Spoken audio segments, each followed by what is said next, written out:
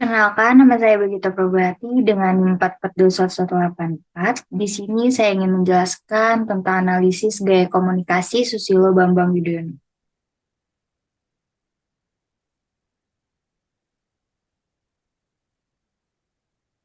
Sebelumnya, saya ingin menjelaskan tentang pengertian komunikasi dan gaya komunikasi.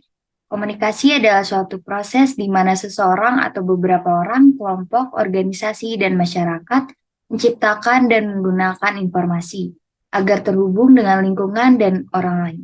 Pada umumnya, komunikasi dilakukan secara lisan atau verbal yang dapat dimengerti oleh kedua belah pihak. Apabila tidak ada bahasa verbal yang dapat dimengerti oleh keduanya, komunikasi masih dapat dilakukan dengan menggunakan gerak-gerik tubuh atau menunjukkan sikap tertentu. Misalnya, tersenyum, menggelengkan kepala, dan mengangkat bahu. Yang kedua ada gaya komunikasi. Gaya komunikasi adalah cara seseorang berinteraksi dengan cara verbali dan paraverbali. Untuk memberi tanda bagaimana arti yang sebenarnya harus dipahami atau dimengerti. Untuk mendapatkan respon atau tanggapan tertentu dalam situasi yang tertentu pula. Gaya komunikasi dipengaruhi situasi yang dihadapi. Setiap orang akan menggunakan gaya komunikasi yang berbeda-beda ketika mereka sedang gembira, sedih, marah, tertarik, atau bosan.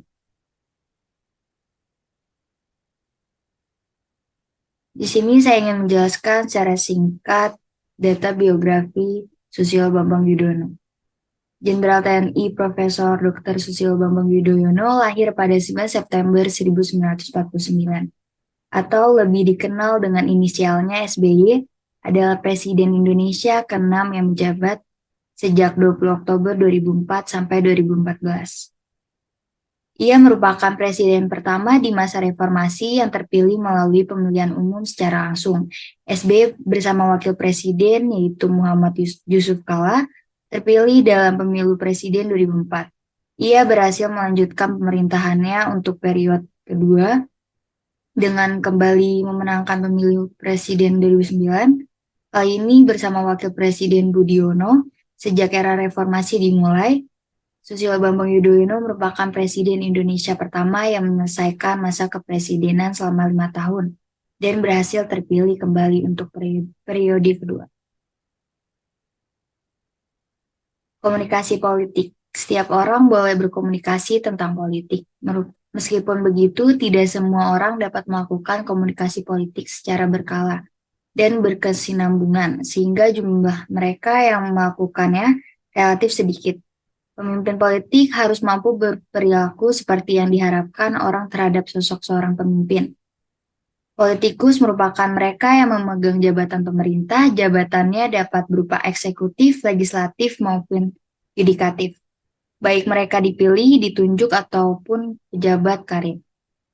SBY termasuk ke dalam politikus karena sebelumnya beliau pernah menjabat sebagai Presiden Indonesia ke-6. Politikus terbagi menjadi dua, yaitu politikus ideolog dan politikus partisan. Politikus ideolog merupakan mereka yang dalam kegiatan politiknya lebih mementingkan urusan bersama atau publik. Sedangkan politikus partisan kebalikannya yang lebih mementingkan urusan seorang atau kelompoknya. Kampanye politik. Rogers dan Story mendefinisikan kampanye sebagai serangkaian tindakan komunikasi yang terencana dengan tujuan menciptakan efek tertentu pada sejumlah besar khalayak yang dilakukan secara berkelanjutan pada kurun waktu tertentu. Pada intinya, kampanye politik merupakan serangkaian cara yang digunakan oleh partai politik untuk menyampaikan program-program yang telah direncanakan, dimaksudkan untuk mencari dukungan dari pemilih atau rakyat pada pemilihan presiden 2009. Kampanye politik yang dilakukan SBY adalah dengan iklan di majalah dan koran, iklan di radio, televisi, brosur, bioskop, dan internet. Juga membuat poster dengan tema-tema yang telah ditentukan sebelumnya oleh partai.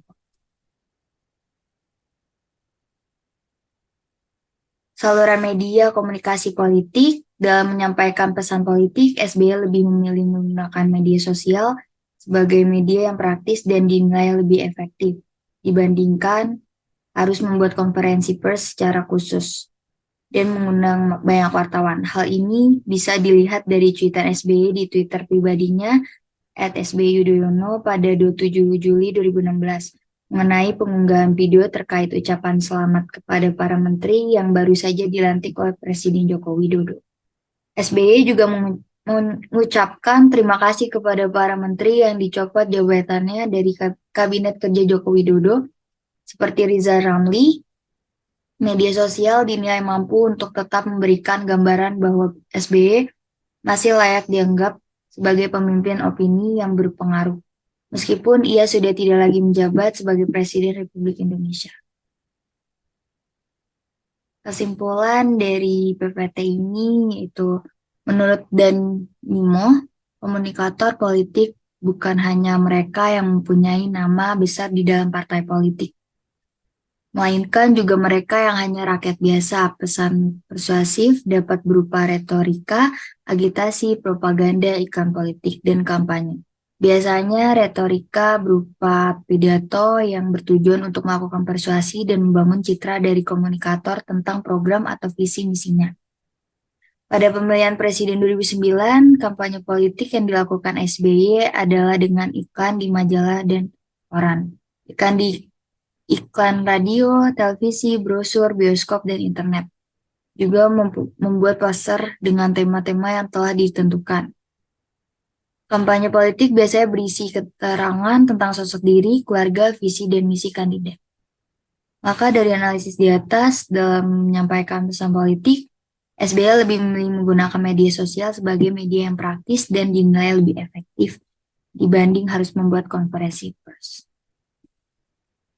Sekian penjelasan dari saya, terima kasih.